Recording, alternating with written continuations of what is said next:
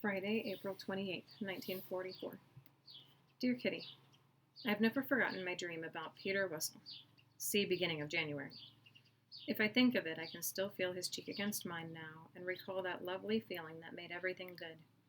Sometimes I have had the same feeling here with Peter, but never to such an extent, until yesterday, when we were, as usual, sitting on the divan, our arms around each other's waists. Then suddenly the ordinary Anne slipped away, and a second Anne took her place.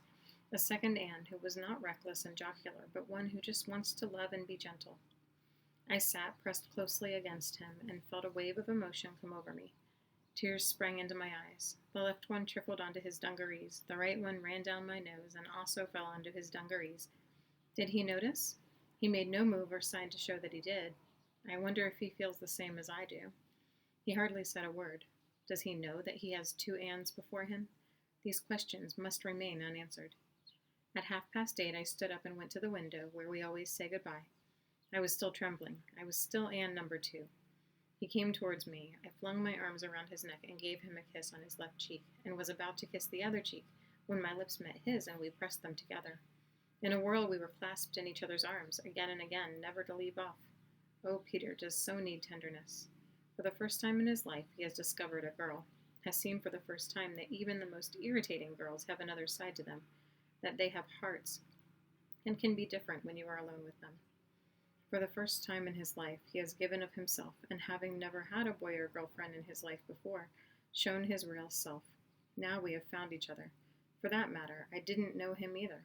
Like him, having never had a trusted friend, and this is what has come to. Once more, there is a question which gives me no peace. Is it right?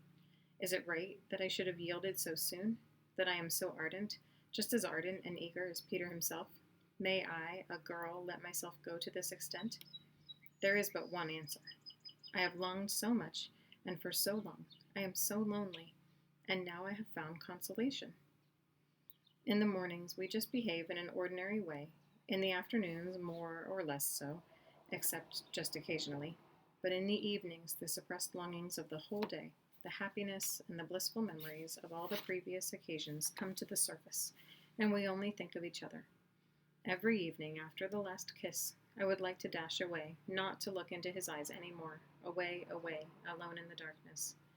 And what do I have to face when I reach the bottom of the staircase? Bright lights, questions, and laughter. I have to swallow it all and not show a thing. My heart still feels too much. I can't get over a shock such as I received yesterday all at once.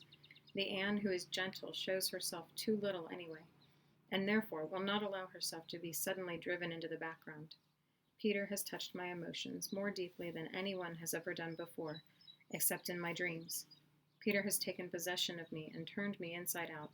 Surely it goes without saying that anyone would require a rest and a little while to recover from such an upheaval.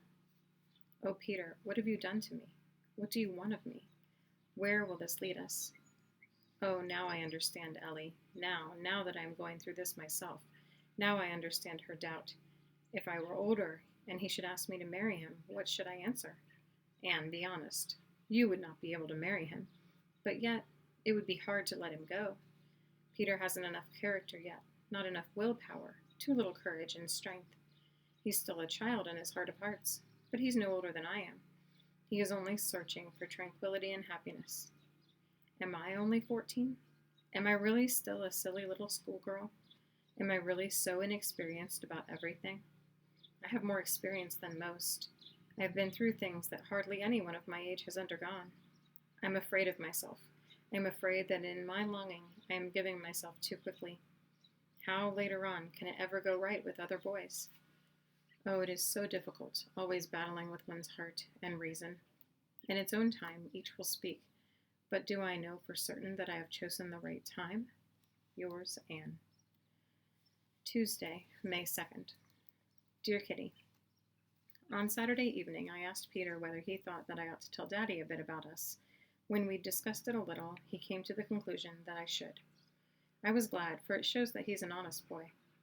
As soon as I got downstairs, I went off with Daddy to get some water, and while we were on the stairs, I said, Daddy, I expect you've gathered that when we're together, Peter and I don't sit miles apart. Do you think it's wrong? Daddy didn't reply immediately. then said, "No, I don't think it's wrong, but you must be careful, Anne. You're in such a confined space here." When we went upstairs, he said something else on the same lines. On Sunday morning, he called me to him and said, "Anne, I've thought more about what you said." I felt scared already. "It's not really very right here in this house. I thought that you were just pals. Is Peter in love?" "Oh, of course not," I replied. "You know that I understand both of you, but you must be the one to hold back. Don't go upstairs so often. Don't encourage him more than you can help. It is the man who is always the active one in these things. The woman can hold him back. It is quite different under normal circumstances when you are free. You see other boys and girls. You can get away sometimes, play games, and do all kinds of other things. But here, if you're together a lot and you want to get away, you can't. You see each other every hour of the day. In fact, all the time. Be careful, Anne, and don't take it too seriously." "I don't, Daddy, but Peter is a decent boy. Really a nice boy."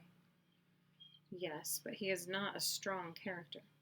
He can be easily influenced for good, but also for bad. I hope for his sake that his good side will remain uppermost, because by nature that is how he is." We talked on for a bit and agreed that Daddy should talk to him too. On Sunday morning in the attic he said, "And have you talked to your father, Anne?" "Yes," I replied. "I'll tell you about it. Daddy doesn't think it's bad, but he says that here, where we are so close together all the time, clashes may easily arise. But we agreed, didn't we, never to quarrel, and I'm determined to stick to it." "So will I, Peter, but Daddy didn't think that it was like this. He just thought we were pals. Do you think that we still can be?" "I can. What about you?" "Me too. I told Daddy that I trusted you. I do trust you, Peter, just as much as I trust Daddy, and I believe you to be worthy of it. You are, aren't you, Peter?" "I hope so." He was very shy and rather red in the face. "I believe in you, Peter," I went on. "I believe that you have good qualities and that you'll get on in the world." After that, we talked about other things. Later I said, "If we come out of here, I know quite well that you won't bother about me anymore." He flared right up. "That's not true, Anne. Oh, no, I won't let you think that of me." Then I was called away. Daddy has talked to him. He told me about it today. "Your father thought that the friendship might develop into love sooner or later," he said, but he replied that we would keep a check on ourselves. Daddy doesn't want me to go upstairs so much in the evenings now, but I don't want that. Not only because I like being with Peter. I've told him that I trust him. I do trust him, and I want to show him that I do, which can't happen if I stay downstairs through lack of trust. No, I'm going. In the meantime, the Dussel drama has righted itself again. At supper on Sunday evening, he apologized in beautiful Dutch. Van Don was nice about it straight away. It must have taken Dussel a whole day to learn that little lesson off by heart. Sunday, his birthday, passed peacefully. We gave him a bottle of good 1919 wine, from the Van Dons, who could give their presents now after all, a bottle of piccalilli and a packet of razor blades, a jar of lemon jam from Crawler, a book, Little Martin, from Miep, and a plant from Ellie. He treated each one of us to an egg. Yours, Anne. Wednesday, May 3rd. Dear Kitty, first, just the news of the week. We're having a holiday from politics. There is nothing, absolutely nothing to announce. I, too, am gradually beginning to believe that the invasion will come. After all, they can't let the Russians clear up everything. For that matter, they're not doing anything either at the moment. Mr. Koophouse comes to the office every morning again now. He's got a new spring for Peter's divan, so Peter will have to do some upholstering, about which, quite understandably, he doesn't feel a bit happy. Have I told you that Boche has disappeared? Simply vanished. We haven't seen a sign of her since Thursday of last week. I expect she's already in the cat's heaven, while some animal lover is enjoying a succulent meal from her. Perhaps some little girl would be given a fur cap out of her skin. Peter is very sad about it. Since Saturday, we've changed over and have lunch at 11:30 in the mornings, so we have to last out with 1 cup full of porridge. This saves us a meal. Vegetables are still very difficult to obtain. We have rotten boiled lettuce this afternoon. Ordinary lettuce, spinach, and boiled lettuce. There's nothing else. With these, we eat rotten potatoes, so it's a delicious combination. As you can easily imagine, we often ask ourselves here despairingly, what, oh, what is the use of the war? Why can't people live peacefully together? Why all this destruction? The question is very understandable, but no one has found a satisfactory answer to it so far. Yes, why do they make still more gigantic planes, still heavier bombs, and at the same time prefabricated houses for reconstruction? Why should millions be spent daily on the war, and yet there's not a penny available for medical services, artists, or for poor people? Why do some people have to starve while there are surpluses rotting in other parts of the world? Oh, why are people so crazy? I don't believe that the big men, the politicians, and the capitalists alone are guilty of the war. Oh no, the little man is just as guilty. Otherwise, the peoples of the world would have risen in revolt long ago. There's in people simply an urge to destroy, an urge to kill, to murder, and rage, until all mankind, without exception, undergoes a great change. Wars will be waged. Everything that has been built up, cultivated, and grown will be destroyed and disfigured, after which mankind will have to begin all over again. I've often been downcast, but never in despair. I regard our hiding as a dangerous adventure, romantic and uninteresting at the same time. In my diary, I treat all the privations as amusing. I've made up my mind now to lead a different life from other girls, and later on, different from ordinary housewives.